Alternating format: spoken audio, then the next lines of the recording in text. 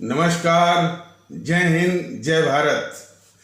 भारतीय अवाम ताकत दल अपने भारतीय भाई बहनों अर्थात अपने देश भारत की जनता अर्थात अपनी भारतीय अवाम से भारतीयता आधारित आपसी श्रद्धा, भारतीयता आधारित आपसी स्नेह, भारतीयता आधारित आपसी प्रेम, भारतीयता आधारित आपसी अखलाक मोहब्बत, भारतीयता आधारित आपसी सहयोग, भारतीयता आधारित आपसी सम्मान, भारतीयता आधारित आपसी एकता, भारतीयता आधारित आपसी भाईचारा तथा भारतीयता आधारित आपसी सद्भाव को समझने व उसे आत्मसात करके वैसा ही और उसी अनुसार आचरण एवं व्यवहार करने हेतु और इसके समस्त भारत में प्रचार प्रसार करने हेतु और इसकी अहमियत और महत्व को प्रत्येक देशवासी को समझाकर उसे अपनाते हुए वैसा ही और उसी अनुसार आचरण एवं व्यवहार करने हेतु और प्रत्येक देशवासी को वैसा अपना ही भारतीय भाई बहन मानकर, समझकर, अपनाकर उनके साथ वैसा ही और उसी अनुसार आचरण एवं व्यवहार करने हेतु सतत, सदैव और हमेशा अदब के साथ, आदर के साथ अर्ज करता है, विनती करता है। सर्वप्रथम हम लोग एक जो कल हमारे श्री मोदी, हमारे माननीय प्रधानमंत्री श्री मोदी जी केदारनाथ दर्शन करने गए, मीडिया के लोग काफ़ी उसको काफ़ी दिखा रहे थे, काफ़ी महत्व दे रहे थे और जिसको बोला जाता है मीडिया फैन फेयर या मीडिया हाइप सब दिखा रहे थे। और यह न्यूज़ 18 इंडिया था तो यहाँ तक वो मतलब हिंदू केंद्रित राजनीति पर वो चर्चा वो करवा रहा था कि हिंदू केंद्रित राजनीति तो सिर्फ बीजेपी करती है। अब तो खुलेआम मैंने कि हिंदू केंद्रित राजनीति तो बीजेपी करती है। अब बाकी लोग भी इसी की ओर लालायित हो रहे हैं। मतलब कि ये सपा के लोग भी और केजरीवाल के लोग भी और टेढ़े या सीधे या घुमा करके ये जीएनपीसी वाले भी जो है हिंदू की बात कर रहे हैं। सवाल इस बात का है कि हमारा ये जो संविधान है, जो संविधान है और जिस संविधान से हमारा देश ये संचालित है, वो एक सर्वपंथ संभाव का है। हालांकि इसने सेकुलरिज्म का शब्द जो गद्दार इंदिरा जो है इमरजेंसी के दौरान संविधान संशोधन करवा करके जो है मैंने सेकुलर वर्ड उसमें लाई, लेकिन उन बातों को छोड़ दीजिए तो हमारा देश जो है सरपंच संभाव तो और संविधान की बात है। लेकिन और जो शासन प्रशासन है और शासन के जो मुखिया हैं, चाहे प्रदेश स्तर पे हो चाहे देश स्तर पे हो, उनको किसी भी पंथ से जब तक वो शासन में हैं, जब तक उन पर संवैधानिक जिम्मेदारी है तब तक वो किसी भी पंथ से दूर रहें, या स्पष्ट वो निर्देश है वो संविधान का। लेकिन ये सब इतने शातिर किस्म के हैं कि धार्मिक की पांथिक भावनाओं का दोहन और शोषण करके, उनका दुरुपयोग करके सिर्फ वोट सत्ता हथियाने के लिए इस तरह की वो नीचता करते हैं। और वो नीचता इस कदर है कि टीवी चैनल वाले अब ये दिखा रहे हैं कि हिंदू केंद्रित जो है राजनीति सिर्फ बीजेपी की ही नहीं रही, बल्कि और लोग भी इस पर लालायित होते हैं। अरे भाई, इनको ये आम आदमी पार्टी वाले चाहे कोई और वाले, चाहे समाजवादी पार्टी हो, चाहे जीएनपीसी हो, गांधी नेहरू परिवार चंद्रा चौकड़ी कागज हो, ये वोट के लिए कुछ भी कर सकते हैं। यदि इस देश को गिरवी भी रख देना है किसी और देश के पास, वो भी कर सकते हैं, बस उनको वोट और वोट और सत्ता चाहिए। तो मैंने आश्चर्य दुख बस इसी बात का होता है कि जनता वो पहचान क्यों नहीं पाती है। और पहचान और कुछ लोगों को पहचान भी है, तब भी जाकर के इसी गड्ढे में गिरती है, चाहे जीएनपीसी के गड्ढे में, चाहे आप आदमी पार्टी के गड्ढे में, चाहे और भी पार्टियों के गड्ढे में। दुखड़ा यहाँ है, दुखड़ा की जो जड़ है, वजह यहाँ पर है। तो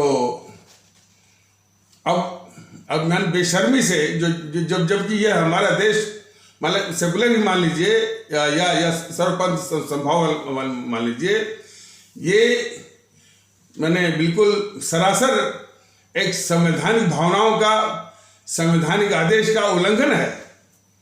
और संवैधानिक प्रावधानों का, उसके संदेश का, उसके स्पिरिट का, यानी कॉन्स्टिट्यूशनल स्पिरिट यानी संवैधानिक भावना का उल्लंघन है कि प्रधानमंत्री की क्षमता में कोई मंदिर की बात, मंदिर में जाकर के जो है वो धार्मिक भावनाओं का वो शोषण करे और अपने पक्ष में जो है चुनावी माहौल लाए। ये सारी चीजें तब आपको दिखेगी कि आप जो है किसी भी मुद्दे को, किसी भी मसले को आप जो है देशभक्ति के नजरिए से आप देखेंगे। तो ये बहुत बड़ा एक संवैधानिक अपराध है ये। तो चुनावी फायदे के लिए किसी पंथ का और हिंदू सनातन का दुरुपयोग करना, यह वो हिंदू सनातन जो हमारी यानी एक आस्था है, हमारे देश की आस्था है, हमारे भारतवर्ष की आस्था है। और हमारे देश की आस्था इस्लाम में भी है, हमारे देश की आस्था ईसाई और सिख पंथ में भी है। तो हिंदू सनातन का ये जो पार्टी बीजेपी है बहुत ही दुरुपयोग करती है, और इससे लोगों को सावधान हो जाना चाहिए। और पंथ की बातों को राजनीति या शासन प्रशासन में घालमेल करना, मिलाना, ये सबसे बड़ा सामाजिक और संवैधानिक अपराध है। तो इसको इस रूप में देखा जाना चाहिए। और मीडिया वाले जो कि बोलते हैं कि हम लोकतंत्र के चौथे स्तंभ हैं, और जब लोकतंत्र के चौथे स्तंभ है तो आपको संवैधानिक आदेशों का पालन करने का उत्तरदायित्व भी आप ही के ऊपर है। लेकिन आप बराबर संवैधानिक प्रावधानों का, संवैधानिक आदेशों का, उसके भावनाओं का हर वक्त जो है उल्लंघन करते रहते हैं। हमेशा हिंदू मुस्लिम और अब हिंदू केंद्रित जो है वो राजनीति को आप उछाल रहे हैं। तो इस तरह से जो है ये एक बड़ा अपराध जो है बीजेपी जो है सिर्फ वोट की खातिर कर रही है। इसीलिए तो अपने इन्हीं पापों को छुपाने के लिए वह जो है जीएनपीसी के बड़े पाप को छुपाती रहती है। जीएनपीसी जो इस देश की सबसे बड़ी गद्दार है, सबसे बड़ी देशद्रोही है, भारतद्रोही है, उसकी गद्दारी के कारनामों को छुपाने की इसकी मजबूरी है। इसीलिए कि ये जो है जो पंथ संबंधित जो घालमेल करके मिला करके जो एक जो आपराधिक भावनाओं का शोषण करके जो चुनावी माहौल बनाने का जो अपराध करती है, संवैधानिक अपराध करती है, सामाजिक अपराध करती है, इन्हीं पापों को ढकने के लिए उसकी मजबूरी रहती है कि वह जीएनपीसी के गद्दारी के भी पापों को वो ढकती रहती है। वो जीएनपीसी के चाहे नेहरू की गद्दारी हो, चाहे मोहनदास करमचंद गांधी की गद्दारी हो, चाहे इंदिरा गांधी की गद्दारी हो, और चाहे जो है राजीव गांधी की गद्दारी हो, सोनिया और राहुल प्रियंका की भी देश के खिलाफ गद्दारी हो, उसकी गद्दारी को छिपाने की इसकी मजबूरी रहती है कि जो ये खुद जो है एक बहुत बड़ा संवैधानिक और सामाजिक अपराध करती है। अन्य लोगों की पांतिक भावनाओं का इस तरह से शोषण करके मंदिर जा करके, जबकि मंदिर जाना या मस्जिद जाना या और उसमें और कोई भी पांतिक क्रियाकलाप करना, दीपक जलाना जो भी है, ये सर्वथा जो है संवैधानिक प्रावधानों के प्रतिकूल है, विरुद्ध है।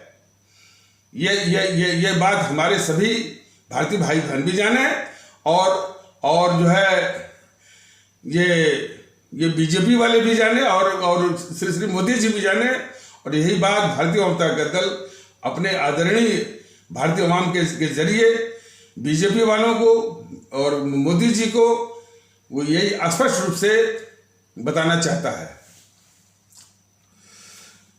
सांप्रदायिक राजनीति करने का उकसावा बराबर जो है इसको भारतीय जनता पार्टी को अक्सर मिलता रहता है।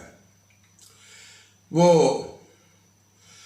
रथ यात्रा, मंदिर रथ यात्रा जो आडवाणी ने किया था, उसके भरोसे उसको 89 सीट मिल गई थी।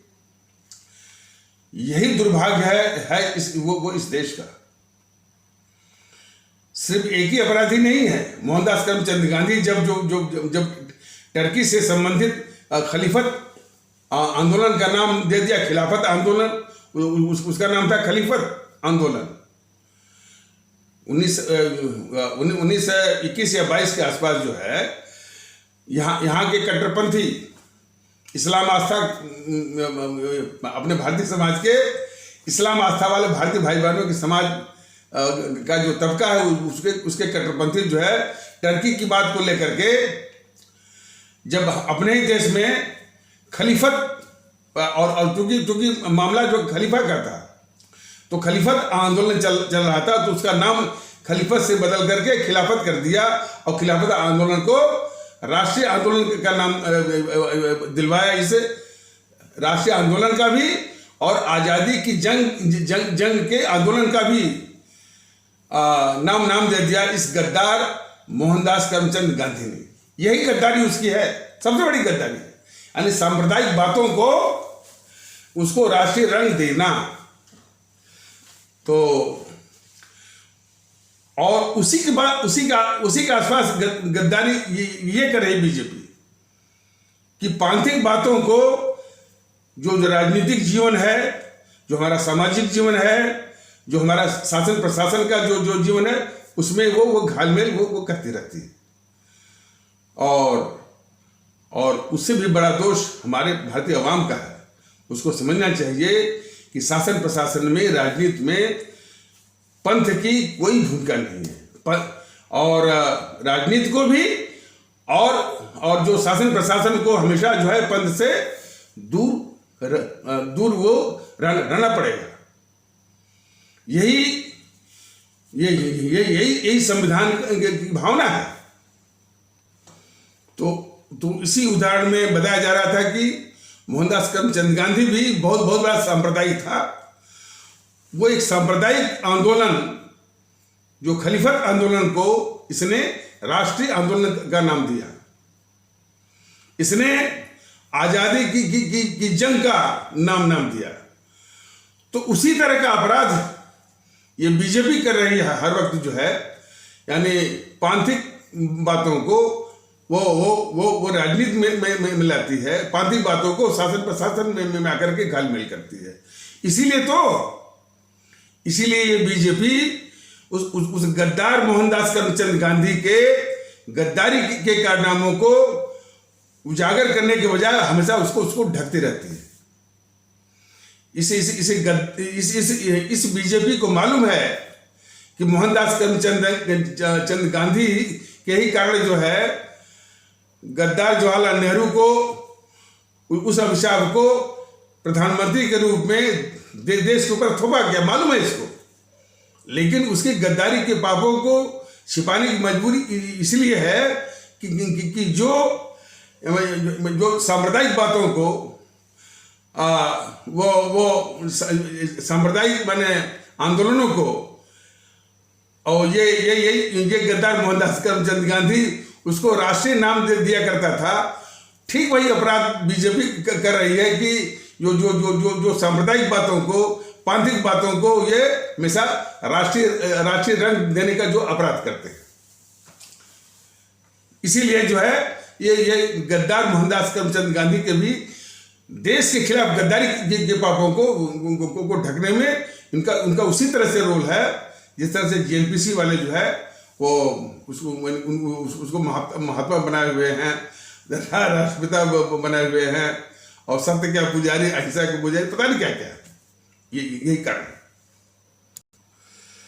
तो सांप्रदायिक राजनीति करने का उकसावा इसके जितने सिपह सालार हैं सोशल मीडिया पर, वो भी बीजेपी को उकसावा देते रहते हैं कि भाई तुम सांप्रदायिक जो है राजनीति करोगे तो तभी तुम सरवाइव कर सकते हो।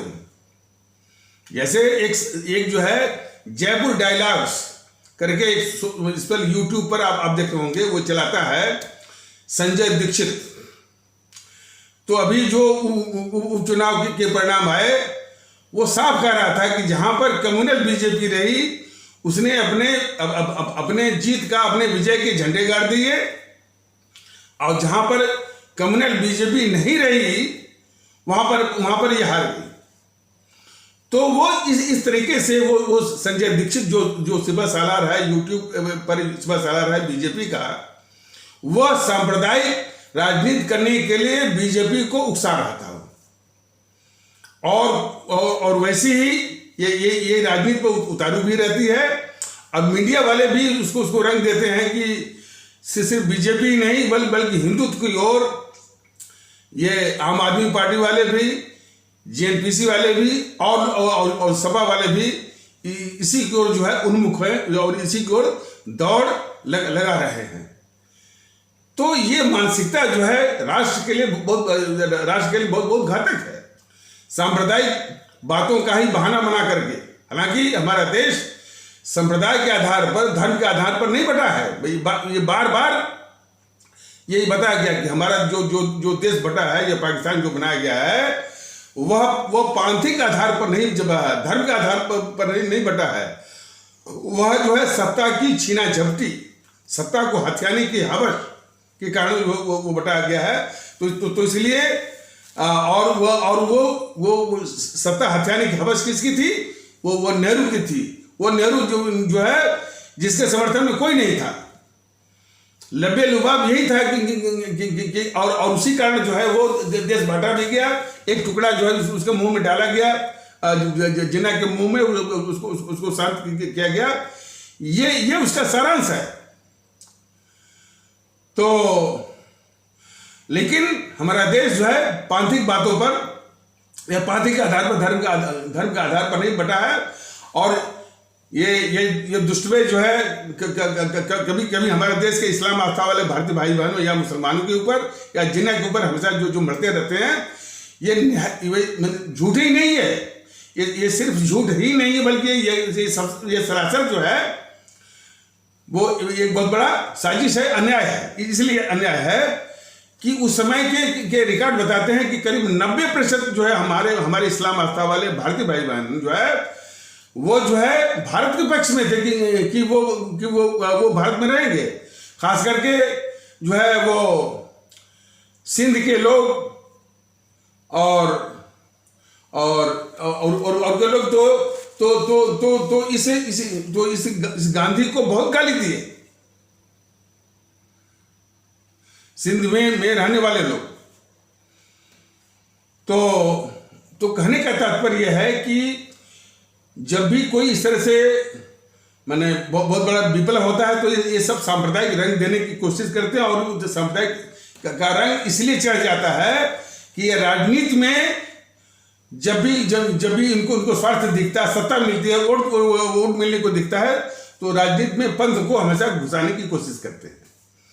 इससे देश एक बार वो भुगत चुका है कि सत्ता हथियाने के लिए जो साजिश की गई वो जो है तो सत्ता हथियाने की साजिश या सत्ता हथियाने की हवस को पूरा करने के लिए देश बांटा गया। लेकिन उसको रंग दिया गया संप्रदाय की संप्रदाय के आधार पर। और तमाम झूठे बयान की वो 2 नेशन थियरी उन्होंने सावरकर ने कहा, फलाने कहा, ढिकाने किया, बिल्कुल झूठा। भारत का विभाजन सिर्फ सत्ता हथियाने की साजिश का ये परिणाम है। नाम दिया गया, उसको नाम दिया गया कि ये धर्म के आधार पर बटा है। ये बिल्कुल एक झूठी कहानी है। तो उसी प्रकार जितने इनके कुकृत्य हैं, इसको हमेशा ये सांप्रदायिक रंग देने की कोशिश करते हैं। दूसरी महत्वपूर्ण बात, एक पुरानी फिल्म थी खानदान। खानदान में संगीत निर्देशक थे रवि साहब। रवि साहब का पूरा नाम था रविशंकर शर्मा। वो दिल्ली के थे और बहुत बड़े संगीतकार थे, और जितने भी उन्होंने धुन बनाई है, लोकप्रियता में सबसे आगे थे वो। तो रवि साहब जो है संगीतकार थे, और उनकी जो जोड़ी थी, वो जो शायर थे हमारे साहिर लुधियानवी साहब के साथ उनकी जोड़ी थी। साहिर लुधियानवी साहब भी बहुत बड़े शायर थे, लेकिन रोजी रोटी के लिए इसी फिल्म दुनिया में आ गए थे, और उनकी शायरी का और इनकलाबी ख्याल का हमेशा पुट आपको मिलता। वो जितने भी उन्होंने गीत लिखे हैं, आपको मिलेगा जरूर। कोई कुछ उदाहरण मैं पेश करता हूँ। जैसे, तू हिंदू बनेगा न मुसलमान बनेगा, इंसान की औलाद है इंसान बनेगा। यह रचना जो है हमारे शायर साहिर लुधियानवी साहब का ही है। और आगे जो उन्होंने संदेश दिया है कि भगवान ने हर इंसान को इंसान बनाया, भगवान ने हर इंसान को इंसान बनाया, हमने उसे हिंदू या मुसलमान बनाया। तो यह फितरत इंसान की है। ईश्वर ने तो एक ही तरह का इंसान बनाया। उन्होंने आगे बोला कि खुदा ने तो बख्शी बस एक ही धरती, हमने कहीं भारत कहीं ईरान बनाया। ये फितरत इंसान की है। तो इतने ऊंचे ख्याल के थे हमारे साहिर लुधियानवी साहब। तो उन्हीं के एक रचना है, फिल्म खानदान में गाना है, और बहुत ही मैंने हृदय को छू देने वाला वो गीत है कि एक भारतीय नारी है, उसका पति जो है कुछ मैंने कि थोड़ा सा विकलांग है, और उस पर क्या श्रद्धा अर्पित करती है उसी के संदर्भ में है।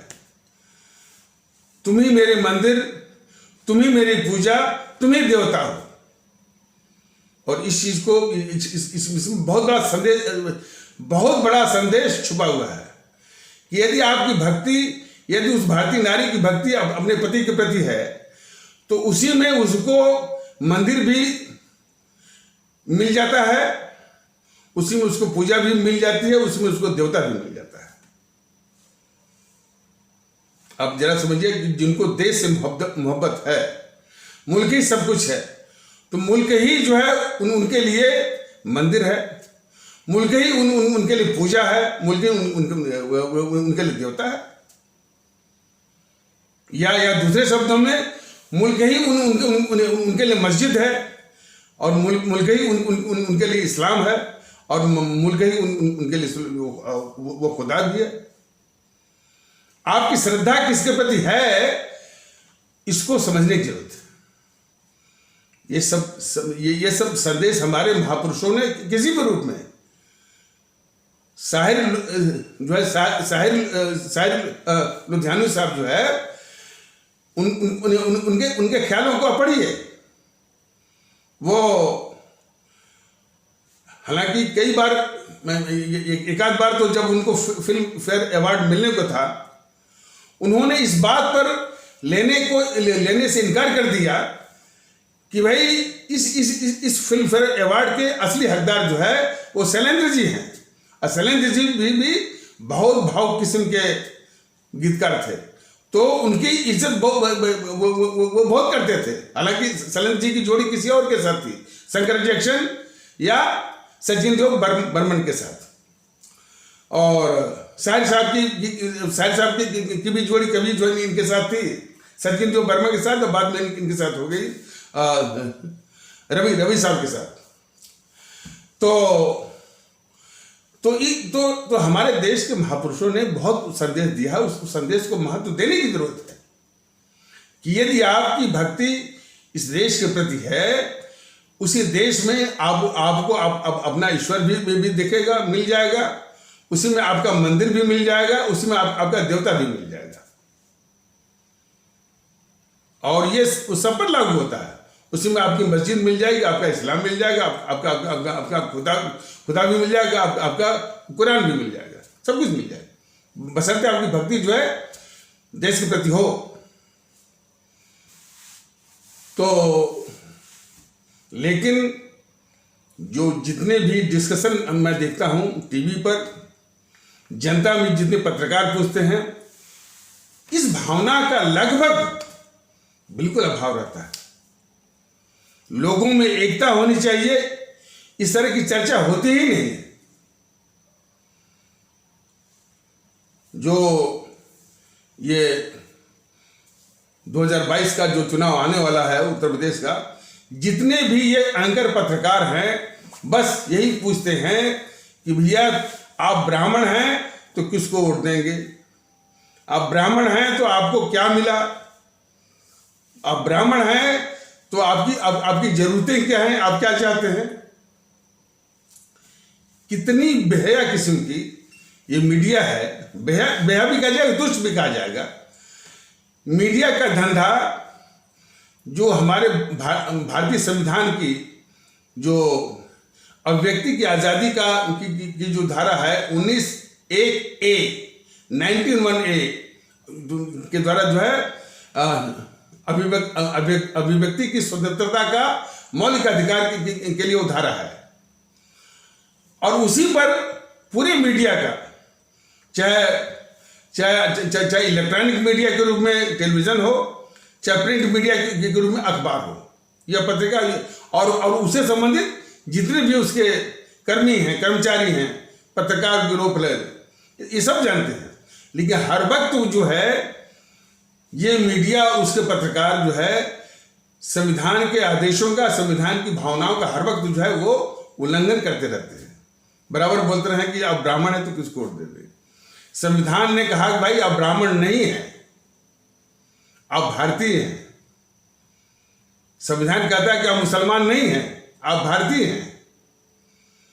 और आज भारतीयों का ताकतवर यही बता रहा था कि भाई जब हमारा देश का संविधान लग गया, लागू हो गया 26 जनवरी 1950 को, हम मुसलमान नहीं रहे, हम हिंदू नहीं रहे, हम ईसाई सिख नहीं रहे, हम क्षत्रिय ब्राह्मण नहीं रहे, हम सिर्फ भारतीय। और भारतीय के रूप में व्यवहार करने की जरूरत है। ये किसी से जो देखिए होता क्या है कि जो अपनी जातिगत स्वार्थों में जो धंसे रहते हैं, जो गतिविधियों में लिप्त रहते हैं और वही गतिविधि चलाते रहते हैं और उससे पूरे समाज को मथे रहते हैं और समाज का नुकसान भी करते हैं, उनसे एक बात की जाए कि अरे साहब हम वो भारतीय नहीं है क्या, हम भी भारतीय हैं। इतना वो लापरवाही भरा जवाब तुरंत आपको दे देंगे। लेकिन फिर वो जात के आधार पर ही व्यवहार करेंगे, जात के आधार पर ही वो पक्षपात करेंगे, जात के आधार पर वो पूरा समूह गुट बनाएंगे और पूरे समाज का नुकसान करेंगे। तो कहने का मतलब यह है कि इन बातों को देख करके हमारे सभी भारतीय भाई बहनों को बिल्कुल समझना चाहिए कि यदि भारत राष्ट्र है तो, और भारत राष्ट्र है और सभी लोग भारतीय हैं, तो कम से कम भारतीयता के आधार पर जो है व्यवहार होना चाहिए, आचरण होना चाहिए, संस्कार होना चाहिए। और ये तो जानते ही हैं कि किसी भी प्रयास को, किसी भी विधा को संपूर्ण होने के लिए वो तभी जो है पूर्ण हो सकती है जबकि मनसा वाचा कर्मणा हो, जब ये तीनों का सामंजस्य हो, तीनों का सहयोग हो, कि वही चीज हमारे मन में होनी चाहिए, वही चीज हमारे वाणी में होनी चाहिए और वही चीज़ हमारे कर्तव्य में होना चाहिए। तो वो जो इस तरह की का वो भारतीयता का मजाक उड़ाते हैं या मजाक उड़ाने का दुस्साहस करते हैं, तो न तो उनके मन में भारतीयता है, न तो उनके व्यवहार में भारतीयता है। सिर्फ इस तरह से लापरवाही भरा वो एक जवाब देने के लिए है। लेकिन भारतीय जनता दल का स्पष्ट मानना है कि ये मनसा वाचा कर्मणा, भारतीयता के प्रति आपका जो लगाव है वो आपके मन में भी बैठना चाहिए। वो आपके जब वाणी की उतनी आवश्यकता नहीं है, वाणी तो कभी कभार यदि आवश्यकता पड़े तो कि भाई हमको जब यदि गर्व करने की बात है तो हमको सिर्फ जो है हमको सिर्फ भारतीय होने पर गर्व है। हमको कभी भी गर्व जो है वो हिंदू होने पर नहीं है, हमको कभी भी गर्व क्षत्रिय होने पर नहीं है, हमको कभी भी गर्व ब्राह्मण होने पर नहीं है, हमको कभी भी गर्व मुस्लिम होने पर नहीं है। वो भी कभी आवश्यकता पड़े तो। और फिर हमारा जो है कर्मणा, हमारा आचरण व्यवहार ऐसा होना चाहिए कि सभी को अपना भारतीय भाई बहन माने, किसी के खिलाफ जो है वो पक्षपात न करें, और अब भारतीय भाई बहन मानकर ही उनके साथ व्यवहार करें, उनके साथ सहयोग करें या उनकी सेवा करें। देखिए, करीब इसके पहले भी बताया गया है कि करीब 7 से 7:30 या 7:45 के आसपास वीडियो जो है इस YouTube पर भारतीय जनता दल ने अपलोड किया हुआ है, और इसमें यही राष्ट्रभक्ति और भारतीय एकता कितनी जरूरी है इसके विषय में कई तरह से वो बताया गया है। राष्ट्रभक्ति कितनी जरूरी है वो भी बताया गया है, और राष्ट्रभक्ति भारतीय एकता एक ही सिक्के के दो पहलू हैं ये भी बताया गया है, और कई तरह से बताया गया है।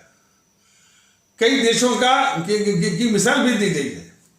लेकिन ये जो भारतीय जनता पार्टी है, जो राष्ट्रवाद का मुखौटा पहनी हुई है, इसमें से एक भी बात को वो सुनने को तैयार नहीं है, समझने को तैयार नहीं है। पता नहीं यानी किस बात को देखती है, उसके बड़े आका लोग देखते हैं और अपने छोटे भाइयों को सिखा पढ़ा कर भेजते हैं, वो भगवान ही जाने। भारतीय एकता कितना इस मुल्क के लिए जरूरी है, बिखराव जो हमारे देश में व्याप्त है उसको दूर करना कितना जरूरी है। पता नहीं ये राष्ट्रवाद चलाने वाले, राष्ट्रवाद का मुखौटा पहने बीजेपी वालों को मालूम है कि नहीं है। इसके अभाव में पूरी जनता का जो है वो परिदृश्य देखिए कि किस प्रकार की चर्चा करते हैं, किस प्रकार की बात करते हैं। कभी भी न वो भारतीयता की बात करेंगे, न कभी जो है वो भारतीय एकता की बात करेंगे। पता नहीं, बस हमको ये नहीं मिला, हम वो बेरोजगार हो गए, फलाने हो गए, ढेकाने हो गए। जितनी उनकी समस्याएं हैं जो आप उसको ध्यान से सुनिए कि बेरोजगारी हुआ, महंगाई हुआ, ये सब के सब जो है ये इनकी निकम्मापनी का वो उदाहरण है। इनकी निकम्मापनी के ही कारण है। जैसे ये महंगाई ले लीजिए, महंगाई ये सबको मालूम है कि इस देश के राजनीतिज्ञों ने इस देश का जो जितना बड़ा राजनीतिक रहा है, इस देश का पैसा लूट करके विभिन्न जगहों के कुछ एनजीओ में और सबसे ज्यादा विदेशी बैंकों में जमा किया है। और ये आंकड़े समय समय पर भी दिए गए हैं। जब काले धन की बात जब उठी थी 2011-12 के आसपास, जिसमें वो अन्ना हजारे भी, अब खैर ये मैंने थोड़ा विषय इधर उधर भटके न, अन्ना हजारे भी खड़ा किए गए थे इसी एनपीसी के द्वारा अपने खिलाफ जो है रोष को रोकने, अपने खिलाफ जो क्रोध को पूरे देश स्तर पर इतना विरोध हो रहा था, उसको रोकने के लिए एक साजिश थी एनपीसी की, उस अन्ना हजारे को सामने लाने की। खैर, तो उसी वक्त जो है काले धन की बड़ी वो चर्चा थी। उसी समय था कि 4 से लाख करोड़ यहाँ के लोगों ने लूट करके विदेशी बैंक में जमा किया हुआ है, ये मालूम था। और अब वही फिगर जो है इसमें 12 से लेकर 13 लाख करोड़ हो गई है, और वो बैंकों में भी हो सकती है और कई रास्ता पकड़ के, कई रूट पकड़ करके भारत में भी आ सकती है, जिसे बोलते हैं वो मॉरिशस रूट। तो लेकिन फिर भी 12 से लेकर मतलब 12 से लेकर 13 लाख करोड़ है। भारतीय जनता दल का ये कहना है कि ये वही काला धन ला करके कम से कम जो हमारा पेट्रोल है, डीजल है, उसमें सब्सिडी ला करके जो जनता को राहत दिया जाए। और डीजल पर सब्सिडी इसलिए जरूरी है कि डीजल जो है, डीजल से ट्रांसपोर्टेशन, यातायात के खर्चे पर प्रभाव पड़ता है। चीजें जो है उसी से महंगी और सस्ती होती है। जब डीजल सस्ता हो जाए, ऑटोमेटिक जो है काफी चीजों पर उसका असर पड़ेगा और महंगाई जो है वो कम हो सकती है। बाकी जो महंगाई का जो है, जो आढ़तिया है, जो महंगाई में 2-3 का रोल है। एक तो है आढ़तिया और दूसरे है होल्डर, जमाखोर, तीसरे हैं प्रॉफिटियर, वो मुनाफाखोर, और वो उसके बाद हैं आपके मार्केटियर, मैंने वो बाजार खोर आप कह सकते हैं, और स्पेकुलेटर्स, सट्टा बाजारी वाले। यही जो है बाजार को, उसके भाव को कंट्रोल करते रहते हैं। ये जो बिरादरी है, ये जो कुनबा है, इस पर जेएनपीसी का बहुत बड़ा कब्जा है। फिर मैं इसको बता रहा हूं कि ये जमाखोर या आढ़तिया भी आप कह सकते हैं। तो जमाखोर मतलब होल्डर, फिर है मुनाफाखोर, प्रॉफिटियर, या इसके बाद प्रॉफिटियर हो गया, फिर बाजारखोर, मार्केटियर, और स्पेकुलेटर्स, सट्टा बाजारी। इनको ठीक ढंग से रेगुलेट और नियंत्रित किया जाना चाहिए। और इससे भी बाजार की कीमतों पर काफी काबू पाया जा सकता है। और दूसरा जो काला धन है, ब्लैक मनी है, उसको पंप किया जाए, उसमें डाला जाए, और काफी जो सब्सिडी जैसे भी हो, तो काफी डीजल के दाम कम करके भी कीमतों को काफी काबू करके जो है उसको नीचे लाया जा सकता है। लेकिन मन में ईमानदारी हो तब। मोदी जी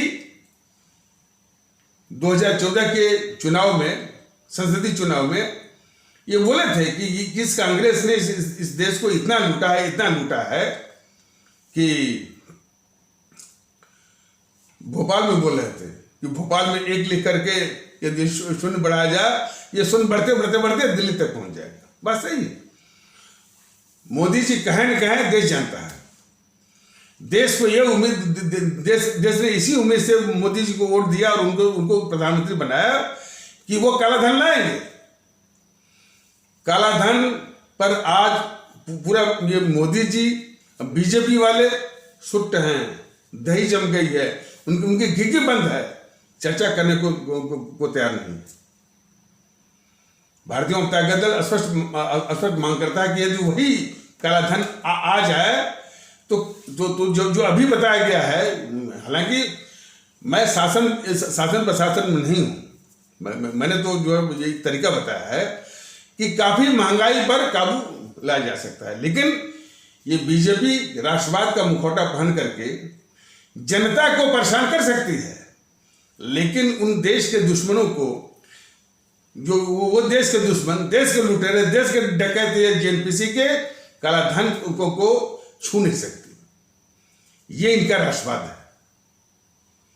यही तो बीजेपी का, मोदी जी का राष्ट्रवाद इस देश के लिए बहुत घातक है।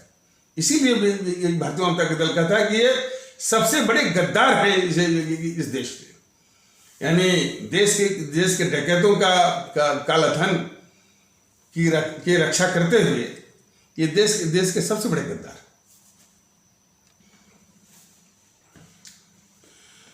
तो और यदि वो काला धन आ जाए तो हमारी जितनी भी योजनाएं हैं और खास करके हमारी जो रक्षा तैयारी है उसको भी पंख लग जाए, काफी तेजी उसमें आ जाए। और कई ऐसे माने कार्य हैं, योजनाएं, जैसे नदियों को जोड़ना। नदियों को जोड़ने से बहुत लाभ है इस देश को। हमारे देश में किसी न किसी वक्त पर कहीं बाढ़ रहती है और उसी टाइम पर कहीं सूखा रहता है, पीने के पानी की समस्या रहती है, सिंचाई के पानी की समस्या रहती है।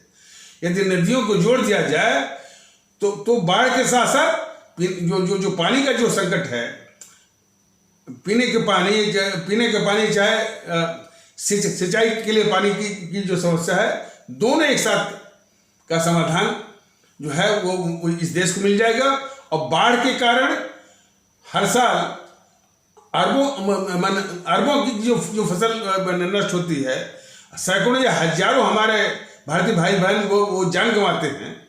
और उसी प्रकार पानी के भी अभाव में तमाम तकलीफ झेलते हैं। इन सारी समस्याओं का समाधान है नदियों को जोड़ना। हालांकि बहुत ही ये कैपिटल इंटेंसिव, यानी इसमें काफी पूंजी वाला माने ये जो है परियोजना है या प्रोजेक्ट है।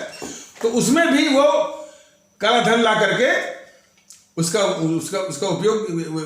उपयोग जो है किया जा सकता है। लेकिन ये देश विरोधी बीजेपी वाले जीएनपीसी ने जो लूट करके विदेशी बैंकों में जमा किया है, उसको न तो उस पर चर्चा करते हैं, न तो उसको लाने की बात करते हैं, और उस काला धन को बिल्कुल ये रक्षा कर रहे हैं। और एक बात देश जानता होगा कि, और ये बात जो है कुछ एपिसोडों में, जो पिछले एपिसोड के माध्यम से ही बताया गया था कि जिस समय काले धन की चर्चा 2011-12 के आसपास हो रही थी, बाबा रामदेव ने बार बार कहा था कि कम से कम ये सरकार एक कानून ही बना दे कि जो भी जिन भारतीयों के द्वारा जो काला धन जो जमा किया गया, लूट कर जैसे भी, वो धन जो है भारत का है, भारत सरकार का है, इस देश का है। तभी जाकर के हमारे देश की जो एजेंसियां हैं, ईडी है, सीबीआई है, और भी है, इनकम टैक्स वाले जो भी हैं, उनको हथियार मिल जाएगा कानूनी। लेकिन वो भी नहीं, उसने भी नहीं किया इस मोदी सरकार ने। ये सिर्फ राम मंदिर अब इन बातों पर चर्चा करना, हालांकि राम मंदिर को उलझाने वाला नेहरू था। नेहरू और आरएसएस ने मिलकर के मस्जिद में प्रभु राम की मूर्तियां रखवाई। जो अब ये सब जीएनपीसी वाले इतने देश के दुश्मन हैं, जब मौका पड़ेगा तो प्रभु राम के विषय में वो एफिडेविट फाइल करेंगे सुप्रीम कोर्ट में कि राम तो काल्पनिक है, राम का न तो राम का अस्तित्व है, न तो रामायण का अस्तित्व है। और फिर जब इनको मौका पड़ेगा, जब इनके स्वार्थ सिद्धि दिखेगी, तो फिर ये आरएसएस के साथ मिलकर के प्रभु राम की मूर्ति वो रखवाएगा नेहरू, जो है गद्दार। तो 1949 में इस गद्दार नेहरू ने आरएसएस से मिलकर के प्रभु राम की मूर्तियां मस्जिद में रखवाई, और वहीं से झगड़ा शुरू हुआ। झगड़ा जब होगा तो निश्चित कि मामला कोर्ट में जाएगा। कोर्ट क्या करेगा? वो स्टे दे देगा। स्टे माने यथास्थिति, जो जहां पर वहीं पर रुक जाए। तो ताला लग गया। और फिर इसके बाद 36 साल बाद इसी गद्दार जवाहरलाल नेहरू का जो नाती है राजीव गांधी, जो है फिर वही सांप्रदायिक भावनाओं से ग्रसित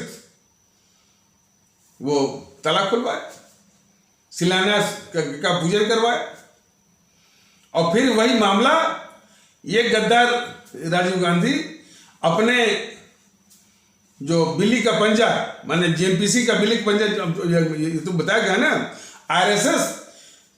आरएसएस जो है वो जेएनपीसी का बिल्ली का पंजा है, भारतीय जनता पार्टी ने बताया हुआ है। ये आरएसएस भी बहुत ही डेंजरस किस्म का ऑर्गेनाइजेशन है। तो फिर इस गद्दार राजीव गांधी ने अपने बिल्ली के पंजे आरएसएस को वो केस थमा दिया, और आरएसएस वालों ने अपने उपद्रवी और विध्वंसक तत्वों के द्वारा उस ढांचे को ढा दिया। तो खैर ढांचा ढाने के बाद फिर दूसरी ओर के जो उपद्रवी तत्व हैं, दाऊद इब्राहिम वगैरह जो है, उन्होंने मुंबई में जो है मैंने श्रृंखला बम विस्फोट करवाया, सीरियल बम ब्लास्ट करवाया, और मुंबई के श्रृंखला बम विस्फोट में या सीरियल बम ब्लास्ट में जो उसका मास्टरमाइंड था दाऊद इब्राहिम, वह पूरी जानकारी में था। ये जो शरद पवार की पूरी जानकारी में था। तो देश को पहचानना चाहिए। फिर भी वहां के लोग, पता नहीं, लोग तो नहीं कहते उनके लिए, लेकिन उसको इस तरह से उठाया गया कि ये मराठा गौरव है। जो शख्स जो है दाऊद इब्राहिम के संपर्क में हो, और जिसके संबंध दाऊद इब्राहिम से हो, हाजी मस्तान से हो, इकबाल मिर्ची से हो, वो उसको ये कहा जाए कि वो मराठा गौरव है। तो इसी तरह की समस्या है देश में। ये ऐसा नहीं कि जिसने देश बंटवाया वो राष्ट्रपिता हो गया। जिसने देश के साथ विश्वासघात किया कि पाकिस्तान हमारी लाश पर बनेगा, और उसी ने पाकिस्तान को बनवाया। जिसने देश के साथ विश्वासघात किया तो वो सत्य का पुजारी हो गया। जिसने देश को बंटवाया वो राष्ट्रपिता हो गया। देश बंटने से जिसने 25 से 30 लाख लोगों को मरवाया वो अहिंसा का पुजारी हो गया। तो बात वहीं तक नहीं है। जो छुटभइये हैं, जो शरद पवार जैसे लोग, कि जिनका संबंध जो है दाऊद इब्राहिम से हो, जिसका संबंध जो है हाजी मस्तान से हो, जिसका संबंध जो है इकबाल मिर्ची से हो, ये इतने बड़े बड़े और खूंखार जो तस्करों से हो, उसको ये सब दिखाते हैं कि ये जो है मराठा गौरव है। इसीलिए तो जब इसके खिलाफ कोई रोष नहीं होता है और इन सबों को दंड नहीं मिलता है, तो इनके हौसले वो बढ़ जाते हैं। प्रियंका या सोनिया जो इस देश की सबसे बड़ी डकैत और चोरनी है, उसको कभी दुर्गा के रूप में दिखा देंगे, तो कभी जो है रानी लक्ष्मीबाई के रूप में दिखा देंगे। तो मतलब किस तरह की इनकी मानसिकता और साजिश होती है। तो जनता में जो जितनी भी परिचर्चा चलती है, पत्रकार जाके पूछते हैं, पत्रकार भी कितनी दुष्टता करते हैं, देश विरोधी काम करते हैं, जो इस तरह पूछते हैं कि आप मुसलमान हैं तो आप क्या सोच रहे हैं, आप मुसलमान हैं तो किसको वोट देंगे, आप मुसलमान हैं तो आपको क्या मिला, मुसलमान हैं तो आपको क्या चाहिए। सिर्फ मुसलमान आज तक उन पत्रकारों से कि ये दिमाग में नहीं आया कि ये देश भारत है और ये मुसलमान है बल्कि भारतीय हैं, और तुम भी भारतीय हो। तो भारतीय बन करके इन भारतीयों से कैसा सवाल करना चाहिए, किस तरह के सवाल करना चाहिए, आतक यानी जो है आतक इन मीडिया वालों को नहीं आया, या तो आया नहीं, या तो जानबूझ करके ये अपराध कर रहे हैं। लेकिन इन्हीं सब विषम परिस्थितियों में भी हमारे कुछ भारतीय भाई बहन हैं जिनमें सेंस ऑफ पेट्रियोटिज्म, मतलब कि देशभक्ति का भाव उनके हृदय के बिल्कुल अंदर छिपा हुआ है। अवाम परस्ती उनके अंदर छिपी हुई है। एक गया था पत्रकार मऊ में। मऊ हमारा इस्लाम आस्था वाले भारतीय भाई बहनों के बाहुल्य का क्षेत्र है। पहले वो आजमगढ़ में था, अब तो खैर वो जिला बन गया मऊ या मऊ या मऊनाथ भंजन, जो भी आप मान लीजिए। तो मुख्तार बस एक ही रटा। अब मुख्तार अंसारी को वोट देंगे कि असदुद्दीन ओवैसी को वोट देंगे कि आप जो है समाजवादी को वोट देंगे, तो हम इस तरह से तो कुछ ऐसे बोल रहे थे। लेकिन एक बुजुर्ग थे, उन्होंने कहा कि भाई हिंदू मुस्लिम मत करो, जो इंसानियत की बात करेगा हम उसी को वोट देंगे। तो फिर पूछे कि किसको वोट देंगे, तो उसने कहा कि हम इस देश में सबसे बड़ी ठगने वाली पार्टी कौन है? कांग्रेस। तो वो जो बुजुर्ग बोल रहे थे, कांग्रेस को तो हरगिज नहीं देंगे, और उसी के बराबर है बीजेपी को भी नहीं देंगे, समाजवादी वाले भी ठगते हैं, उनको भी नहीं देंगे, और बहुजन समाज पार्टी को भी नहीं देंगे। वो बुजुर्ग थे, वो कहते थे भाई कि यहाँ पर हिंदू मुस्लिम मत करो, यहाँ पर हिंदू मुस्लिम मत करो, जो इंसानियत की बात करेगा, जो भाईचारे की बात करेगा, हम उसी को वोट देंगे, और हम बताएंगे भी नहीं। तो कम से कम एक व्यक्ति तो मिला। लेकिन इससे पता लगा कि ये जो पार्टियां हैं, जो मीडिया है, कितना जहर भर रही है अब इस समाज में।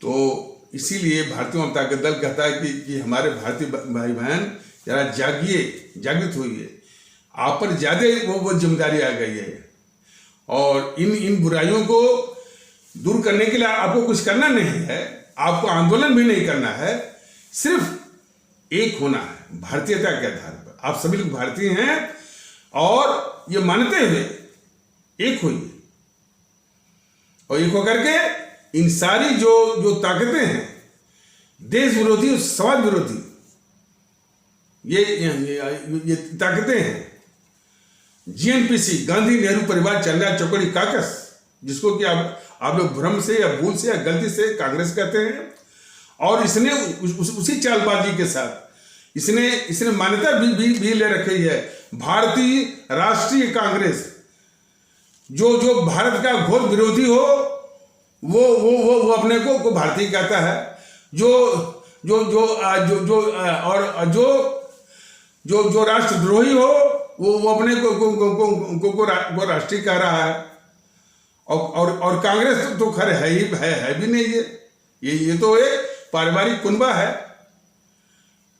और बड़ा खतरनाक किस्म का कुनबा है। और ये कुनबा बने इस टाइप से है, ये बराबर बोलता है कि इस मोदी सरकार ने जो है वो लोकतंत्र की हत्या कर दिया, संविधान की हत्या कर दिया। जिस पार्टी में खुद ही लोकतंत्र नहीं है, वो पूरा एक मुहर लगी हुई है कि किसी जीएनपीसी के अंडे बच्चे ही जो है उस कुनबे का, उस संगठन के मुखिया होंगे। वो पहले से तय है, बिल्कुल लोकतंत्र को कुचल करके, लोकतंत्र की हत्या करके, वो उसको मौका दिया जा रहा है। उसको मौका कौन दे रहे हैं? मोदी जी दे रहे हैं कि वो कर रही है बीजेपी के लिए कि भाई बीजेपी ने लोकतंत्र की हत्या कर दिया और कुछ बचा ही नहीं। तो वक्त और विषाक्त जहर किस कदर है, इसको समझने की जरूरत है। और जनता में भी वो काफी जहर है। बताइए, ये बीजेपी वाले कहते हैं कि हमारे पास 12 करोड़ जो है वो कार्यकर्ता है, लेकिन इनके 12 करोड़ कार्यकर्ता किस काम के हैं? झूठ और अफवाह। अब तक तो ये था कि हमारे इस्लाम आस्था वाले भारतीय भाई बहन ही शिकार बनते हैं, काफी लोग जो पश्चिमी उत्तर प्रदेश को में देखा गया है, खास करके गाजियाबाद, हापुड़, मेरठ के लोग ये कह रहे हैं कि मोदी ने सब कुछ बेच दिया। बताइए, ये मैंने बीजेपी के लोग, बीजेपी के कार्यकर्ता ये समझा नहीं पाए। और कार्यकर्ता की बात तो दूर, ये अक्सर देखा गया कि बीजेपी के मैंने कुछ अपवादों को छोड़ करके बीजेपी के एमएलए एमपी जो है चुनाव जीतने के बाद फिर वो दिखते भी नहीं है, वो क्षेत्रों में दिखते नहीं। तो कहते सब कि कौन मेरे क्षेत्र का एमएलए है, कौन मेरे क्षेत्र का एमपी है। जीतने के बाद उसने आज तक उसने अपनी शक्ल नहीं दिखाई, सिर्फ मोदी के नाम पर यानी वोट उनको मिल गया। तो जब पूरा इस तरह से मैदान खाली रहेगा तो समाज विरोधी लोग आकर के वो समाज विरोधी जो तत्व आकर के वो विषय तो भरेंगे कि मोदी ने सब बेच दिया, मोदी ने सब बेच दिया। और ये देश को जानना चाहिए कि मोदी जी ने कुछ बेचा उचा नहीं है। ये टाटा एयरलाइंस वो पहले से जो टाटा एयरलाइंस, सॉरी मैंने वो एयर इंडिया कर लीजिए, वो एयर इंडिया जो है, एयर इंडिया जो है पहले से घाटे में चल रहे थे। और घाटा में कराने की साजिश जो है यूपीए के शासनकाल में यही जेएनपीसी करवाई थी। तमाम घाटा और तमाम कर्जा,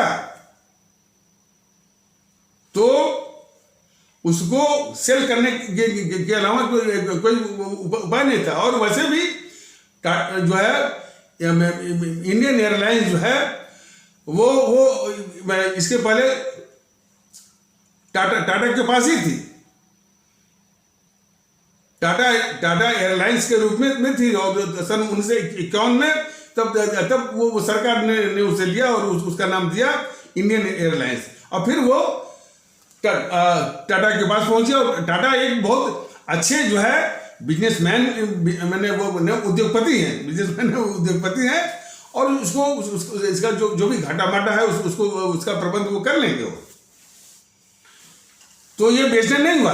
और बाकी जो है उसका जो क्या वो मोनेटाइजेशन किया है, इससे रोड है, रेलवे है, कि कैसे उसे और वो माने जो है, बल्कि जैसे कि लीज पर देते हैं कुछ इसी के पास लीज है, बीओटी है, बिल्ट ऑपरेट एंड ट्रांसफर भी है, और पीपीपी एक मॉडल है, पब्लिक प्राइवेट पार्टनरशिप है, कुछ इसी के पास है, पीपीपी मॉडल, बीओटी मॉडल। तो इस प्रकार और या उसका मॉनेटाइजेशन। तो ये सारी बातें बीजेपी 12 करोड़ कार्यकर्ता, बीजेपी के एमएलए विधायक उस जनता को नहीं समझाए। और जो समाज विरोधी तत्वों ने उनके दिमाग में ये बिल्कुल जहर भर दिया है कि मोदी ने सब बेच दिया, मोदी ने सब बेच दिया। तो बताइए, ये सब बस इसी से खुश रहते हैं, सिर्फ जय श्री राम और का नारा दे दिया, मंदिर दिखा दिया, बस यही। इतनी खतरनाक बात। जय श्री राम के भरोसे जो है वो चुनाव जीतेंगे। चुनाव जीतना भी है, सिर्फ जय हिंद जय भारत, भारत की बात करिए। देश के मामलों में, भारत के मामलों में प्रभु राम को मत घसीटिए। प्रभु राम की जो महिमा है वो देश से ऊपर है। प्रभु राम जो है पूरी कायनात, पूरी सृष्टि, पूरी वो ब्रह्मांड के जो है प्रतीक हैं, उसके सिंबल है उसके। उनको इन बातों में घसीट करके जय श्री राम बोल दिया। और जो छुटभैया आकर के कहते हैं कि भारतीय जनता दल वो सनातन को नहीं देखता है, उसको नुकसान और उसको जो है नुकसान पहुंचा रहा है। इस तरह की बातें गलत से बातें। हिंदू सनातन एक बहुत ही पुरातन आदर्शमय विचारधारा है, एक दर्शन है।